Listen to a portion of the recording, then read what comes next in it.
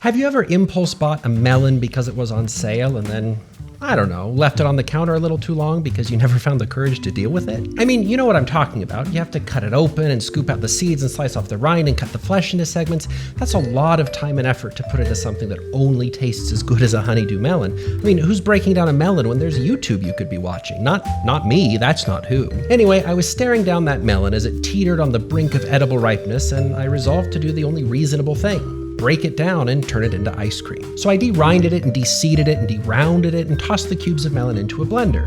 Then I skimmed off some of the puree, added some sugar, and warmed it just enough to dissolve that sugar. And that wore me out, so I waited a few days before doing the rest. Remember, low effort simplicity is the name of the game today, so I decided to go with a simple base this time around by borrowing a recipe that is neither labor intensive nor extensive. A cute little all-dairy vanilla ice cream. Of course, I was making melon ice cream, not vanilla, so out with the vanilla and in with the melon puree. Then I dissolved the sugar into half the cream over moderate heat and added that dairy sucrose syrup to the rest of the cream and milk. Oh, and a bit of salt. Then the puree, then the straining, then the chilling. And again, I don't know about you, but this is exhausting work. Lucky for us, it's usually a good idea to chill your not yet ice and mostly just cream for a good long while before you freeze it. Which is what I did. Then, re-energized by my downtime, I churned it and got tired again, which was okay because the freshly churned ice cream had to sit in the freezer for a while to harden. And here's the easy one reward of our minimal effort.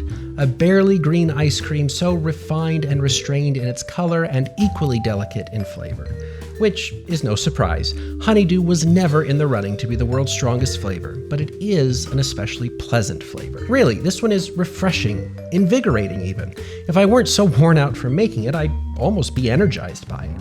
But instead, I'm content to languish in the languor of summer, enjoying this subtly perfumed melon cream while the impending doom of a new school year looms ever nearer. I will say, lest anyone think I'm misleading them, that this one froze up a little icy, and I'm comfortable blaming the simplicity of the recipe for that. If you want something a little smoother or a little more freezer stable, go nuts with some cornstarch or xanthan gum or whatever strikes your fancy.